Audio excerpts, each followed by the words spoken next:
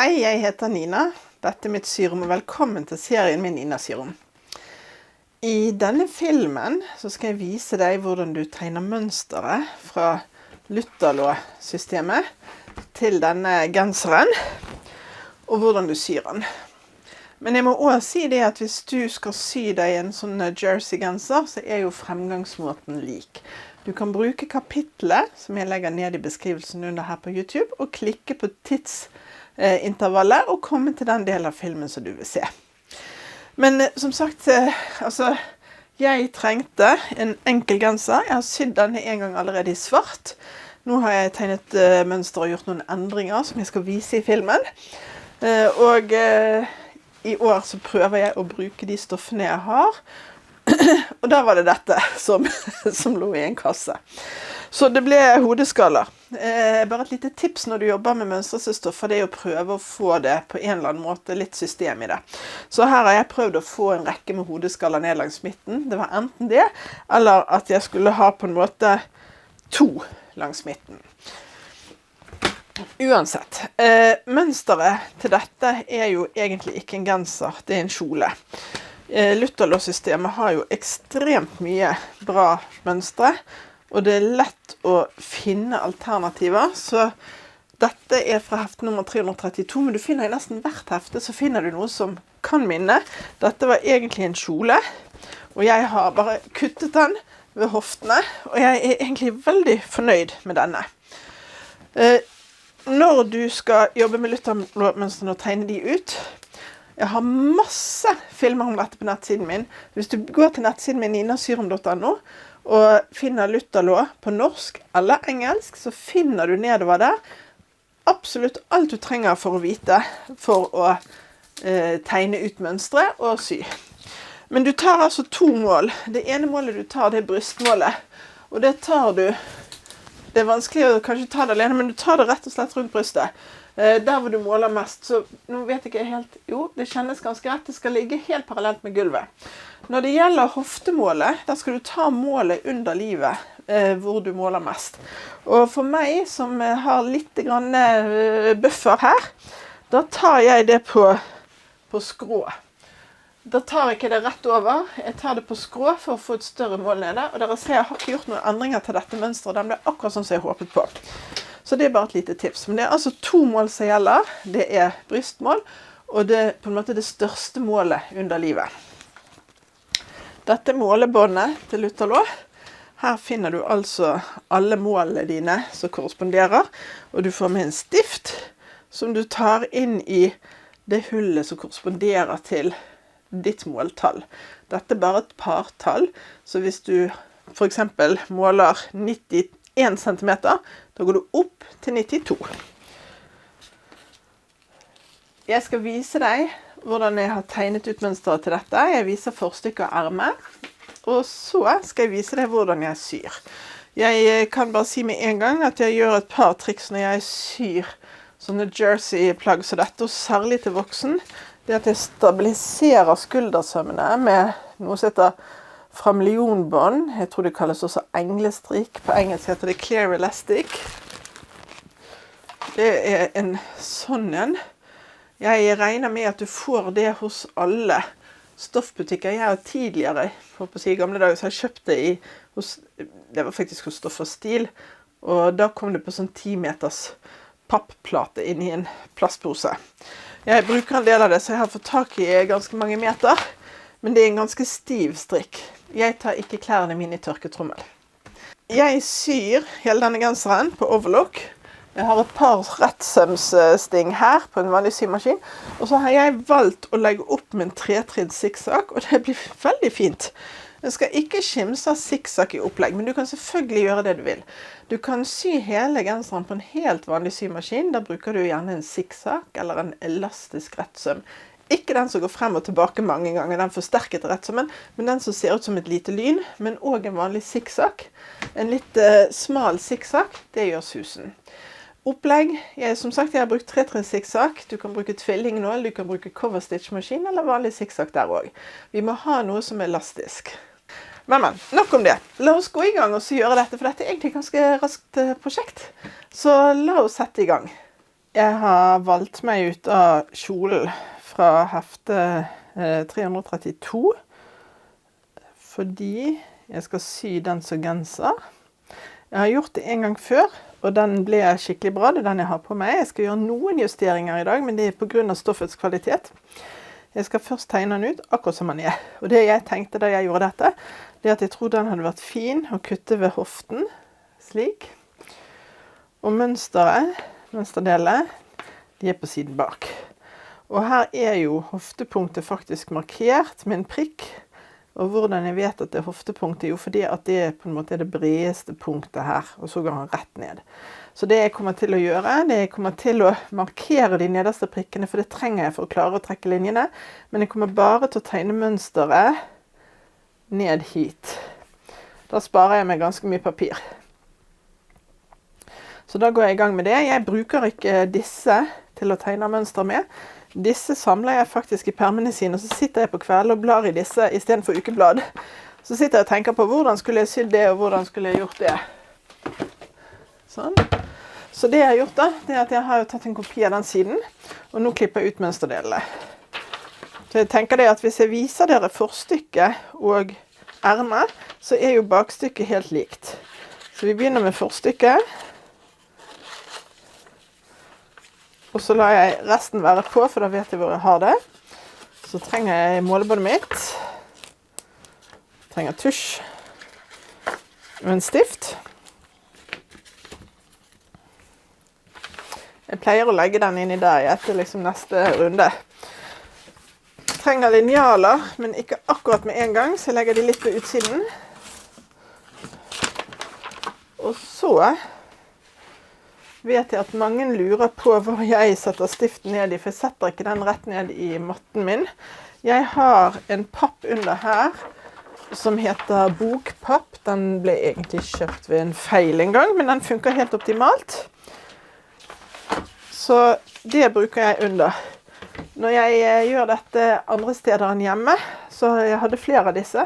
Da har jeg klippet ut bare en liten firkant av denne, som jeg har bare akkurat rett under der ved fester stiften.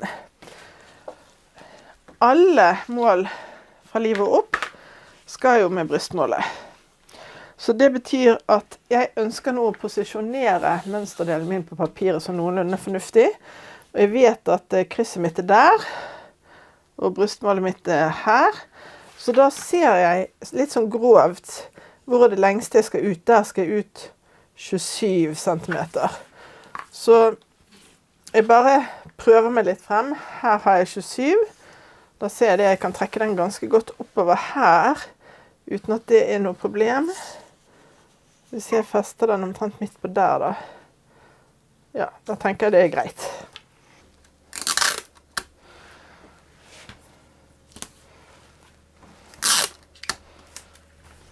Sånn. Da begynner jeg. Det første jeg gjør faktisk, det er å stikke stiften ned i krysset ganske hardt. Bare for å markere hvor det er. Fordi at det kan være vanskelig å se når du tar målebåndet ditt og stikker den gjennom brystmålet. Sånn. Så da begynner jeg å sjekke først at jeg har fri rotasjon. Det har jeg. Og stiften er på høyre side av målebåndet. Prikkene skal på høyre side av målebåndet. Alltid samme side. Så det betyr at jeg skal 20 ut der. 13 ut der. 9, 12, 17,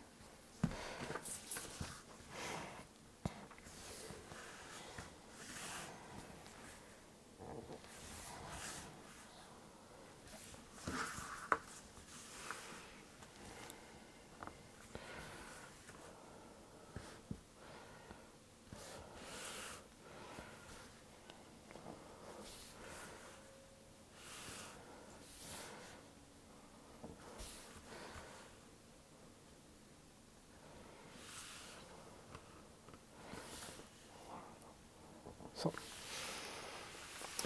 Når jeg nå skal på de punktene under livet, så bytter jeg til hoftemålet mitt, eller til Lutherlå hoftemålet. Sånn. Den er ganske langt ned. Det spørs om jeg får plass sånn som den ligger nå. 92. Nei, det gjør jeg ikke, så jeg må flytte hele dette lenger opp.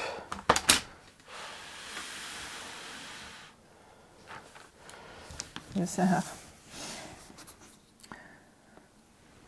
Der, for jeg må ha den prikken for å få laget disse linjene. Da skal vi helt ned på 92 der. Der. Og så var det den på 39, som blir da hoftepunktet her. Sånn, jeg setter en pil på den, for det er så langt jeg skal tegne, og så er det den nederste her på 92.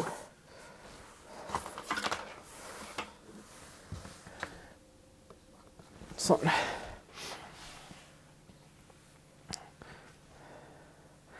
Så det viktigste for meg da å få rett, det er jo denne midt foran linjen, så derfor har jeg hentet den lengste linjalen jeg har. Her. Den skal altså fra midt foran punktet oppe på her oppe i halsåpningen. Og så skal den altså ned der til. Da har jeg, er den lang nok? Ja, hvis jeg legger den sånn, der.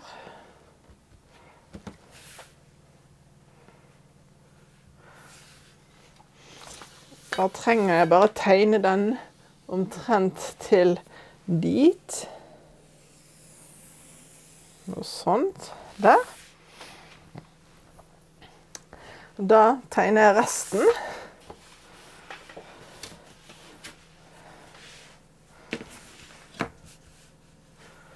Jeg kan rulle den litt inn igjen da.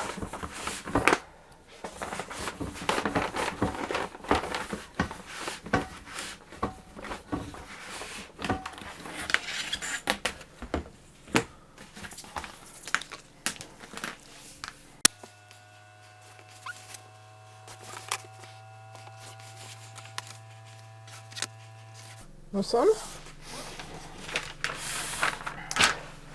Og så må den gå vinkelrett over på denne for å få det riktig, så jeg legger linjalen min på rett der mot rett der. Sånn. Da har jeg fått til mitt forstykke, så jeg skriver på både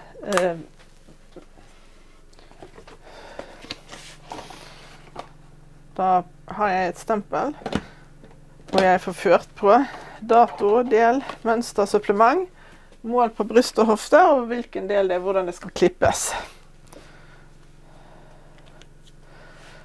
Da bare sneier jeg av den.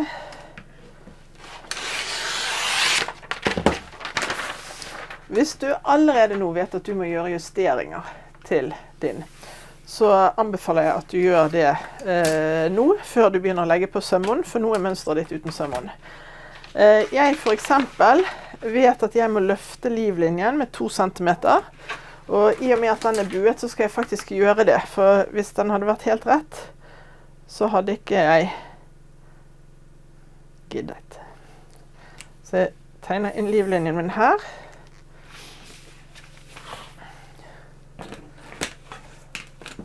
Sånn.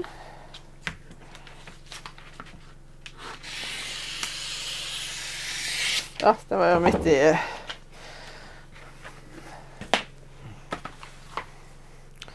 den skal opp 2 centimeter midt i stempelet.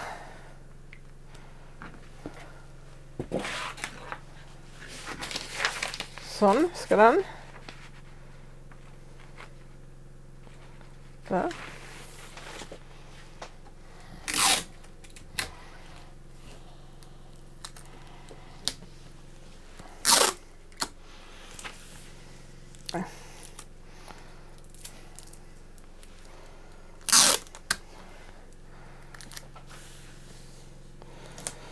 Der.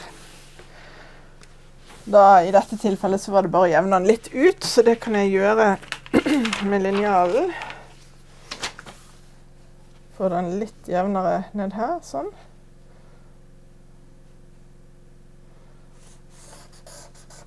Sånn. Og så, i og med jeg har tatt 2 centimeter der, så må jeg legge til i hvert fall 2 centimeter her.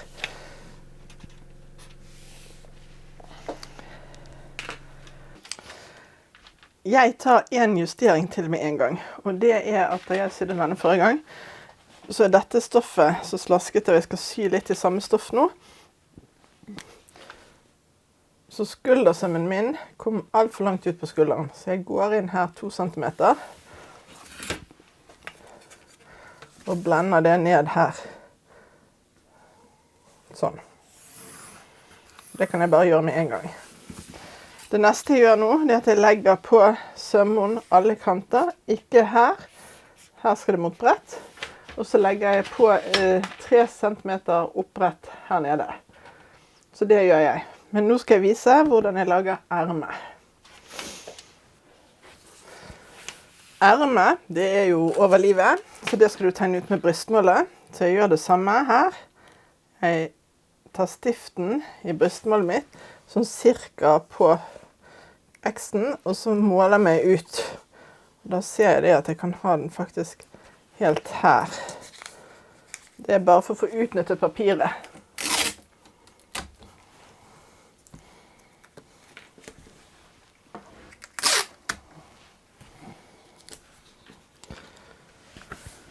Jeg gjør det samme. Jeg setter først stiften i krysset, og så stiften gjennom punktet mitt på linjalen, og deretter gjennom krysset. Og så tegner jeg meg rundt.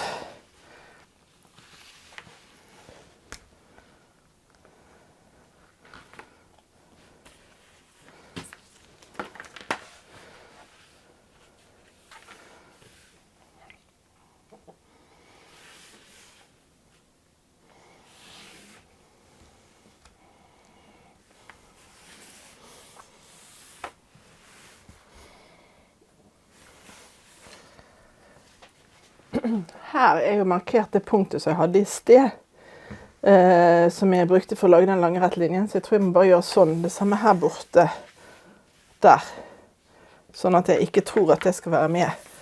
Jeg skal ut 26 der.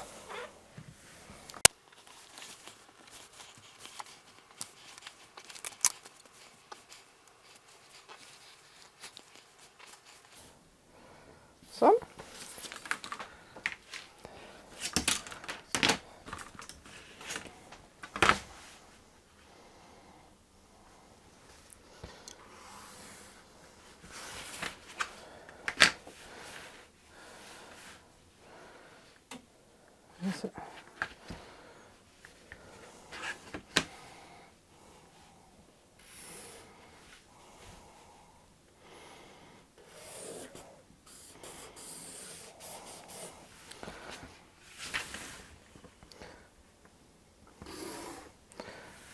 Den er mye brukt, denne tusjen. Jeg håper dere ser hva jeg holder på med. Nei, det gjør dere ikke.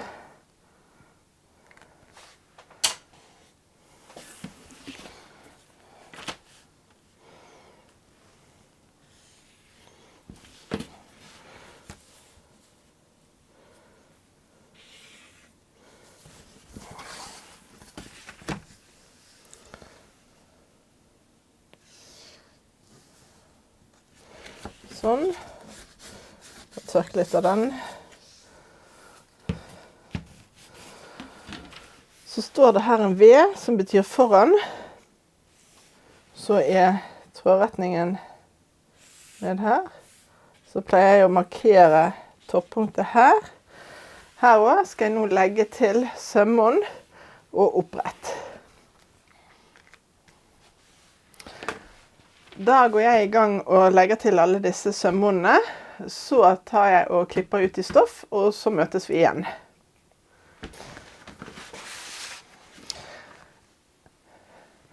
Nå har jeg forberedt alle delene til denne genseren min. Og da har jeg gjort det sånn som jeg gjør alltid når jeg lager sånne jersey-plagg. Jeg stryker opp oppretskantene først. Sånn at når jeg skal legge opp de til slutt, da er faktisk allerede bretten strøket, for det er mye lettere å gjøre det flatt på strykebrettet enn å ta det etterpå når det har blitt et rundt plagg. Så her har jeg forstykket,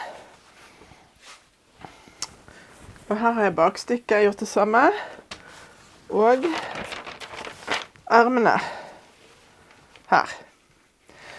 Jeg har også montert på strikkfoten på overlokken min, for jeg begynner med en skuldersøm. Halskanten har ikke jeg laget egen del til. Der bruker jeg ribb, som jeg allerede har kuttet. Nå er noe av konseptet mitt i år at jeg skal bruke det jeg har, så jeg har ikke kuttet ny. Den er litt smal, den er 3 cm, jeg skulle hatt den 4, fordi at da vises 1 centimeter, så jeg skal prøve å fore den jevnt når jeg syr. Jeg måler ikke den, men strekker i den etter hvert som jeg syr rundt halskanten. Så det jeg gjør, jeg syr først den ene skuldersømmen, så syr jeg på halskanten, så syr jeg den andre skuldersømmen, begge ermene, og så tar jeg sømmen fra håndledd ned til hofte, og deretter så legger jeg opp. Og opplegget i dag, det har jeg faktisk tenkt å ta med en 3-trinns zigzag på en helt vanlig symaskin. Ikke en helt vanlig symaskin, den jeg har veldig fin, men du kan gjøre dette på hvilken som helst symaskin. Sømmene jeg syr med overlock kan du også gjøre på en vanlig symaskin, og da vil jeg anbefale zigzag, eller så har du en sånn liten som ser ut som et lyn, som er en elastisk rettsøm. Det jeg skal vise deg resten på denne genseren nå, det foregår med symaskinen, enten denne eller den vanlige symaskinen. Da begynner jeg her med den ene skuldersømmen. Jeg har jo fått posisjonert strikken min under overlokkfoten, så nå skal jeg bare få stoff under her også, sånn. For da blir denne strikken som skal stabilisere skuldersømmen min sydd i sammen med at jeg nå syr skuldersømmen. Jeg strammer ikke i den, jeg bare holder den sånn at den ligger der hvor den skal.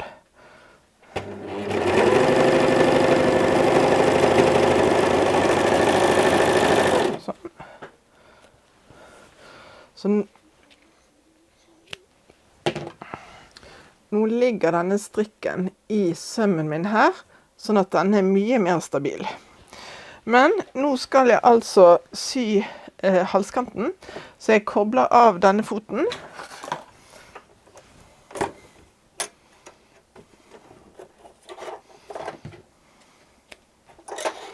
Ja, strikken tar jeg etterpå.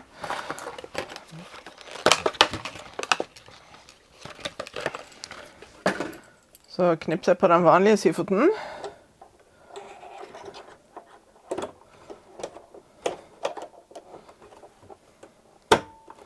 Sånn, skal bare...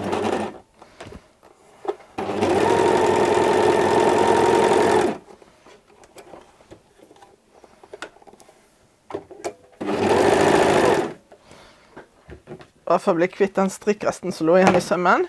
Nå skal jeg altså sy halskanten. Da skal jeg begynne her på den ene skulderen, som jeg har ribben min. Den skal jeg brette i 2.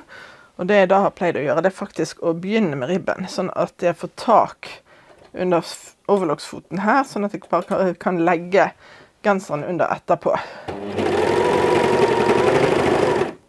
Skal vi se. Sånn, da var den i gang. Og så skal jeg altså her sy en bue, så det betyr at her skal jeg stramme ribben min litt grann etter hvert som jeg syr. Så jeg gjør sånn, og sånn.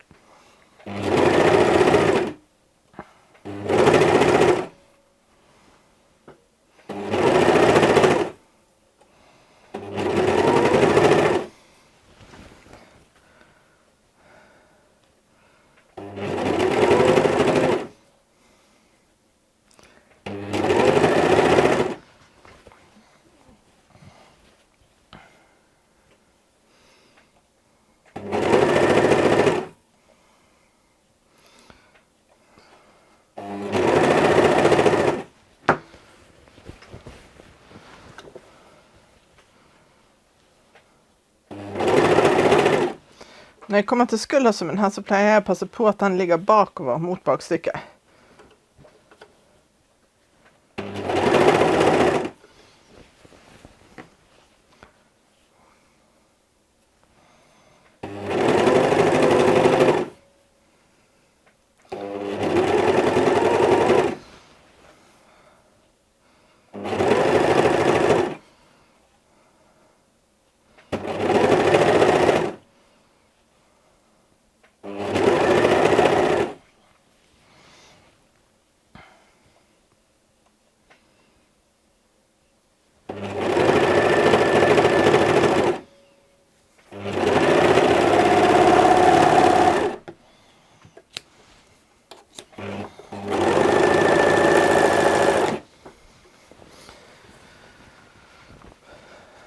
Sånn, skal vi se sånn cirka hvordan det ble.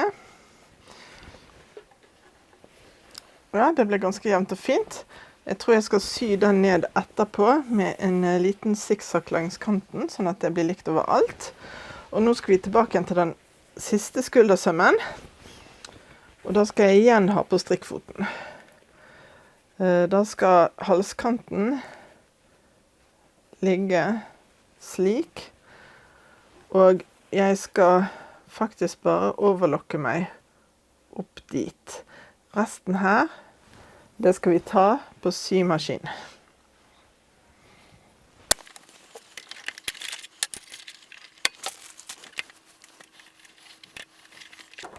Alltid når jeg legger i den strikken, og ikke har sydd før, så syr jeg noen sting for å feste strikken. Sånn, da slipper jeg å tenke på den. Og da ligger den der den skal. Dette er et lite triks. Grunnen til at jeg ikke overlokker hele veien opp, det er at det veldig ofte forskyver seg her oppe hvor det er såpass tjukt. Så det har bare blitt en vane til å gjøre det sånn. Og det går helt fint om den strikken bare ligger der og ikke helt opp. Nå skal vi se.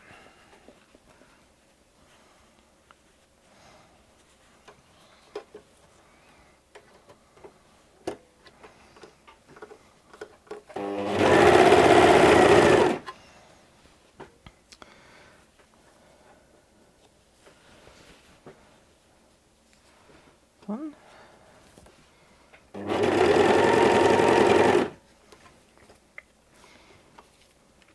Og nå skal jeg svinge meg ut. Skal vi se her.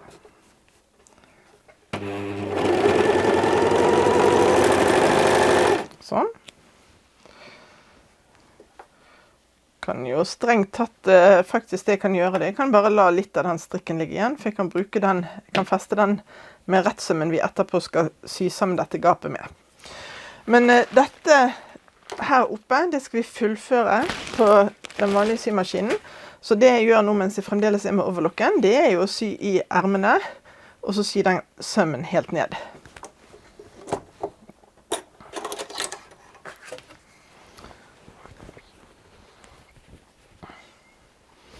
Sånn, passe på at toppen av ermet, som du har merket, treffer skuldersømmen.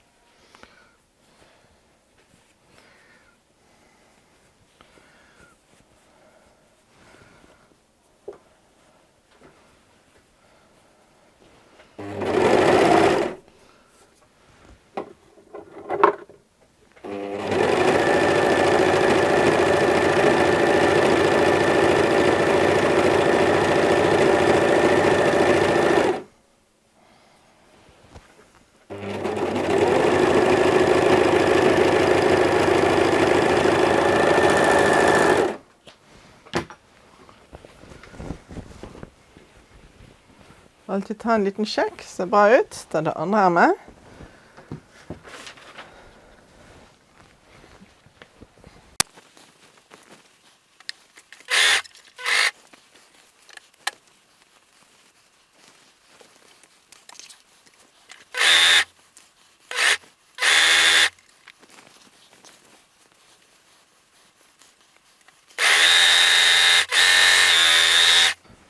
Sånn. En liten sjekk her også, ser fint ut. Da er det sidesøm. Så jeg begynner på toppen, altså håndleddet, og så er jeg helt ned.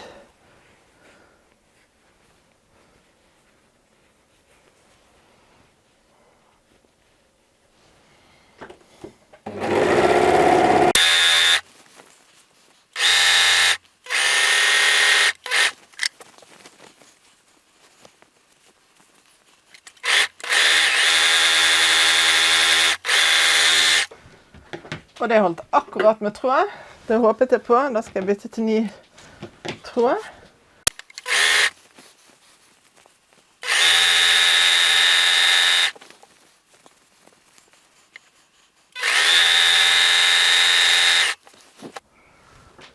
Og bare for gøy i år, så skal jeg prøve å huske å sette lapper i alt jeg syr. Sånn. Så bare legger den inn der mellom de to lagene.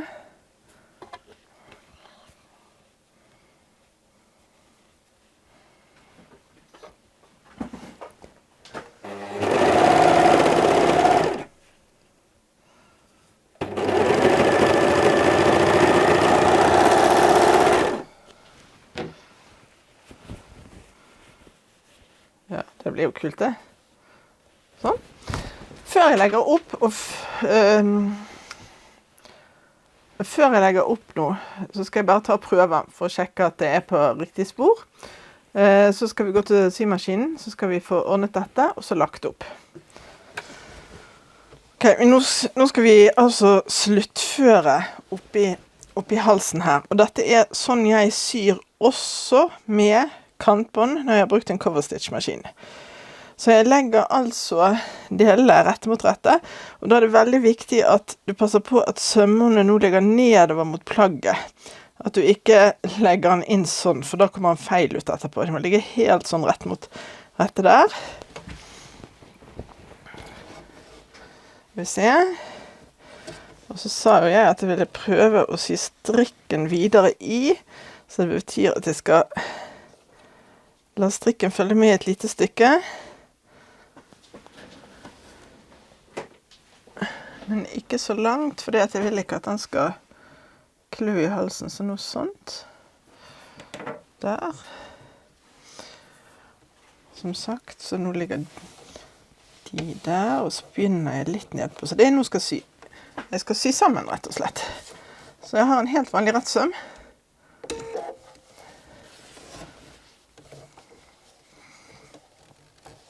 Sånn.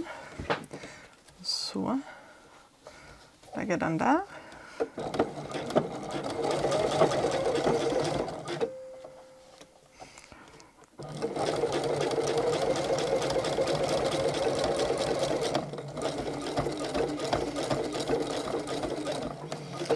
Så rigger jeg.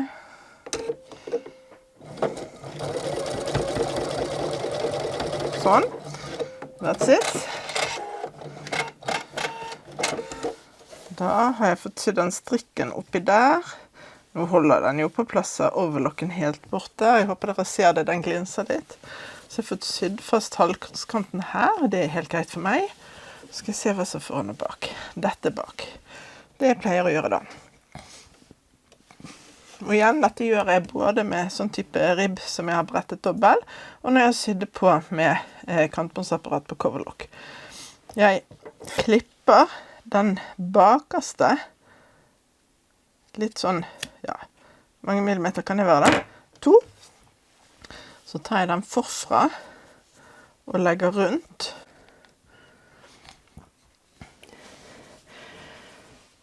Den bakerste nå klippet jeg en sånn 2-3 millimeter fra sømmen. Så tar den forreste og legger rundt. Og da bretter jeg ut halskanten, sånn at de ligger kant i kant. Så skal jeg sy fast her cirka 0,5 centimeter fra den sømmen. Og sy fast da mener jeg bare med en rett søm. Og da begynner jeg alltid litt innpå, for det er vanskelig å få tak av og til. Så jeg syr litt frem. Nei, det var tilbake, det hadde jeg glemt. Sånn. Og så tilbake. Og så frem igjen. Sånn.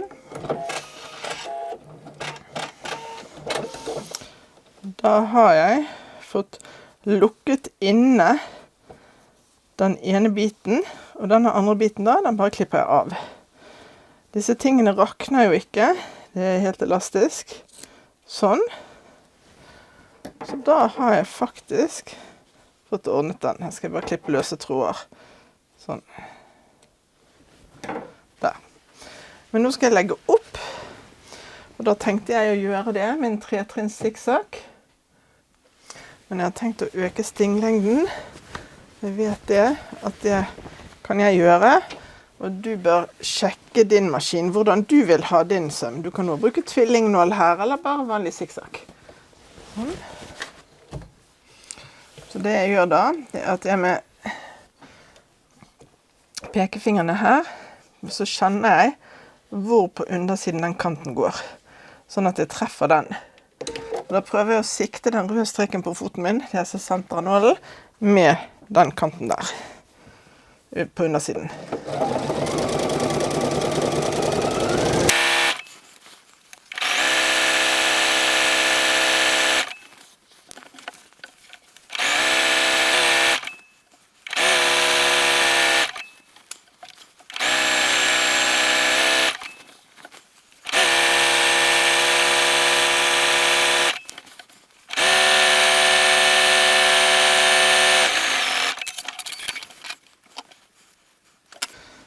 Nå skal jeg bare vise.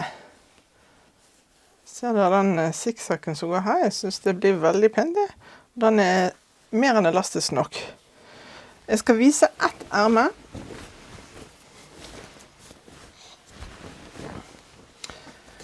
Fordi at ermet er for lite til å gå rundt friarmen min. Eller kanskje akkurat på denne så hadde det vært akkurat nok.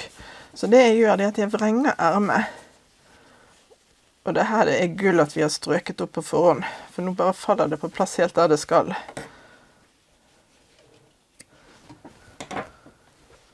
Så da trer jeg på en måte syfoten inn i ermet, og så gjør jeg det samme. Jeg er nødt til å kjenne hvor det er hvor den bretten er.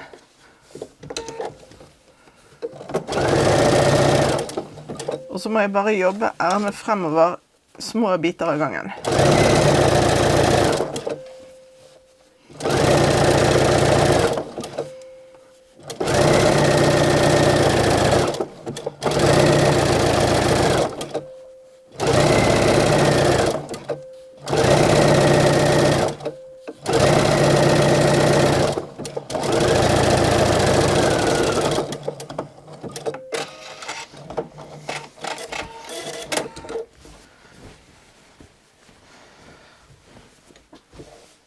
Det jeg kan risikere nå, hvis det er i og med jeg har overlakket denne sånn, det er at den ikke nødvendigvis legger seg flatt sånn jeg har på genseren. Det skal jeg prøve, og det kan være også at jeg bestemmer meg etter jeg har vasket genseren en gang. Hvis det viser seg at halskanten ruller seg nedover, så syr jeg en smal zigzag eller tvillingsøm rundt hele halskanten. Men det er altså det jeg trenger å gjøre for at genseren min er ferdig. I utgangspunktet skal jeg bare ta det andre ermet. Så da gjør både jeg og du det, og så er vi faktisk ferdig. Jeg håper du synes det var gøy å være med på dette. Kanskje du allerede visste hvordan du skulle sy en jersey-genser. Det er jo likt for voksne og barn, så det er ikke noe forskjell der. Uansett, dette er nå et mønster som jeg føler passer meg, så jeg kommer til å ta godt vare på og bruke igjen og igjen og igjen. Og det var målet mitt med å gjøre dette for min del. Jeg håper du vil gi meg en tommel opp. Det betyr så lite for deg og så mye for meg. Så ses vi neste søndag til nye prosjekter. Og husk at alt du trenger av informasjon om filmer som jeg legger ut, det er lettest å finne ved å gå inn på ninasyrom.no. Vi ses neste søndag. Ha det bra!